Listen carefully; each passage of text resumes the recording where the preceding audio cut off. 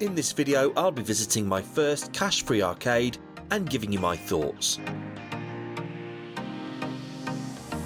I have no idea what I'm doing. Well, hello fellow Average Joes, and today I'm going to be talking to you about the Fun Station Arcade in Meadowhall. Stick around. Fun Station at Meadowhall is the newest of 8 branches across the UK, and it opened in December 2021. It has a combination of carnival-type games, traditional video games, and a very impressive VR setup. Crucially, it operates a cashless system, so rather than coins, you use a prepaid card.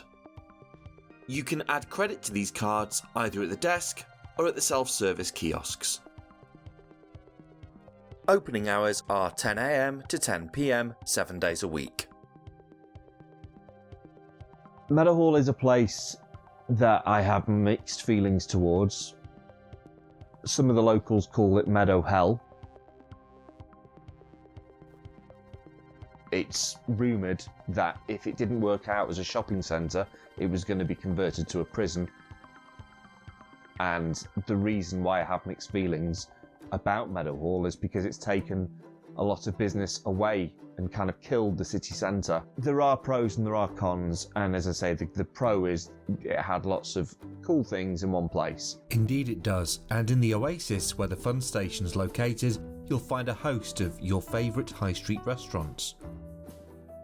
It was exactly where it should be, right next to the cinema, so you could very easily pair those activities, couldn't you?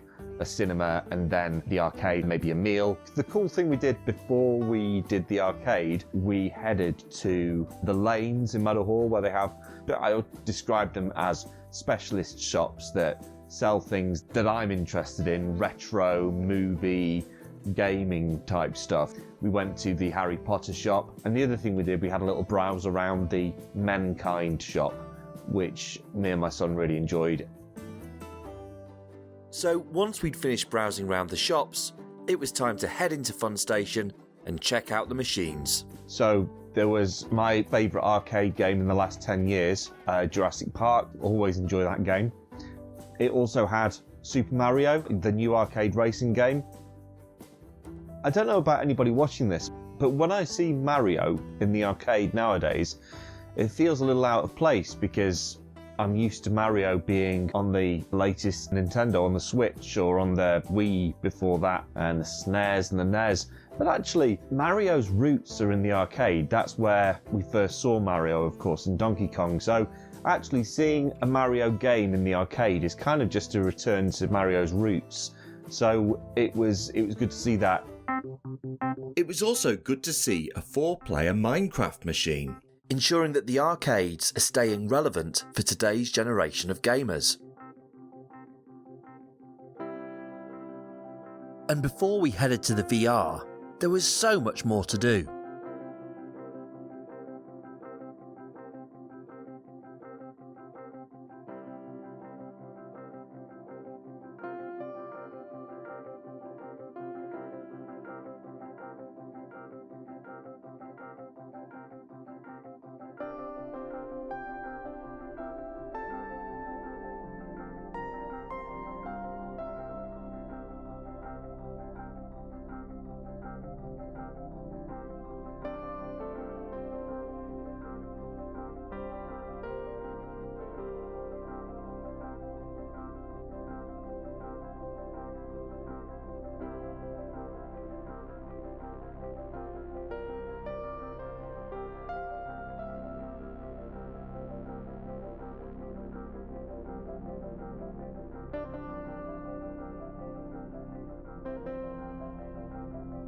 In the early 90s, I have a vivid memory of VR being quite a big thing. And funnily enough, I'm pretty sure that there was some kind of a VR setup where the Fun Station VR setup is now, back in maybe 1992.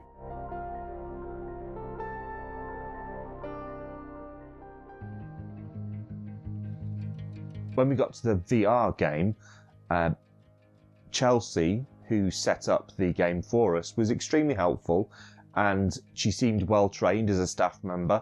She gave us a safety briefing. She was good at explaining the game.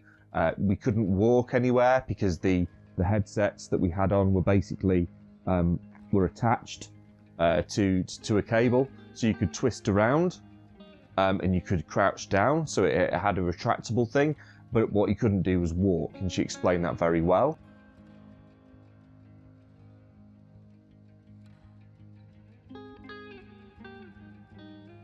The headsets actually had microphones and headphones on there so that you could speak to the person you were playing with, which was obviously what you do a lot anyway nowadays if you're gaming, but it was nice to have that in an arcade setting. It's not something I've experienced before in that kind of environment. Got the headpiece on, you can hear what my son's saying, you know what I'm saying. Every time I get hit, this vest is making it vibrate.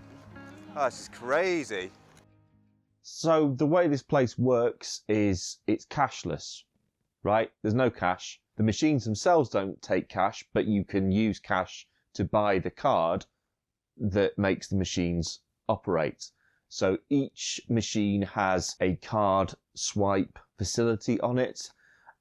You can check how much your balance is by double tapping on the card reader, and then you swipe your card and it'll tell you how many tokens you've got left. There were lots of different deals available on the day I went. The one I went for was a deal which apparently expired at the end of January, and it was the best value. When you worked out the cost per token, it was the best value. So it was £25 for 140 tokens and 1,000 tickets. And the tickets mean prizes, which worked out, I think, at about 18p per token or something like that. And generally speaking, it was 4.5 tokens or something to play one of the games. So, you know, that was less than £1 to play a game, basically, which seemed like a fairly good deal to me. I figured we'll spend some of them now and then we'll come back as a family and spend the other half. You could also have a card for each of the party that you took. If it's one person paying, you still have the option to spread that money on several cards. I could have walked away with some prizes there and then. Again, I thought, let's return as a family so that the kids can maybe choose what prizes they want. But if you accrued a lot of tickets, then in theory, one of the top prizes was a Nintendo Switch. And Kimberly, who worked there, actually told me that somebody had walked away with a Nintendo Switch in fairly recently, which was quite cool. I think the concept of a cashless arcade is a good one, especially with these COVID times. The less contact with physical things, the better. The swipe function took a little bit to get used to, and there was a few times when it gave me sort of an error message, or it just didn't read the card, and that was probably user error. And after a while, I did find I got the knack of it, and it just worked pretty much every time. And even better if I was talking to Fun Station management would be, why don't you make it contactless? You know, rather than having the reader, just have a contactless payment mechanism for taking the tokens off said card and onto the machine. I think that would be the next step up. But it was a good idea. I think, to a degree, being old school, I still kind of miss that satisfying slot of the cash into the machine. There's something about that that's quite satisfying, and hearing the clink. But that's just me. And I think it's just the way things are going, isn't it? You know, we're not going to have cash in a few years. It's probably going to go away. So it was very much, I can see it's a good business model. It's a way of easily keeping track of what you're spending. It's a way of parents being able to put limits to kids to say, right, this is your card. Once you're all spent up, that's it. There isn't a case of dipping back into the pocket again and again. It's just once it's gone, it's gone. So, yeah, I could see that would work well, again, with families, especially well. The nice thing about it was very light and bright.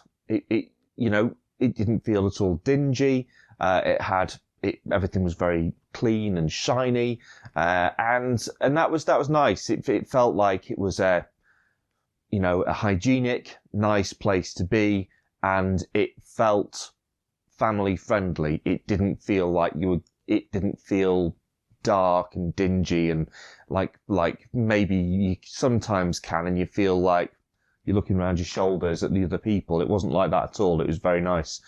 So it's clearly a well-run business. The staff were courteous, couldn't do enough, and just genuinely friendly. And I found that the first time I went, before I actually talked about my channel, though they just were. I don't think they were making any extra special effort. They just genuinely were helpful and friendly, and it was a nice environment to be in. Would I do it again? Most certainly. And one of the reasons I'll be doing it again is because I can carry forward the tokens that I bought on my card.